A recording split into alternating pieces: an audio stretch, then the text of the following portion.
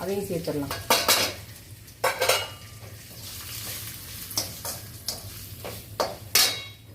இதுக்கு தேவையான அளவு, ரசத்துக்கு தேவையான அளவு மஞ்சள் பொடி ஒரு 1/2 டீஸ்பூன். இந்த மஞ்சள் பொடி ஸ்பூனில் வந்து 1/2 டீஸ்பூன் சேர்த்துருக்கேன்.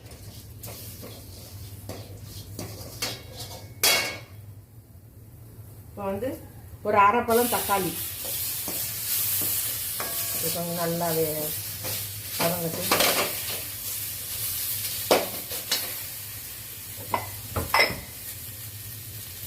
கொஞ்சோண்டு ஒரு 1/4 டீஸ்பூனோட கம்மியாக 2 கல்லுப்பு போட்டோம்னா அது நல்லா வதங்கிடும் சீக்கிரமா.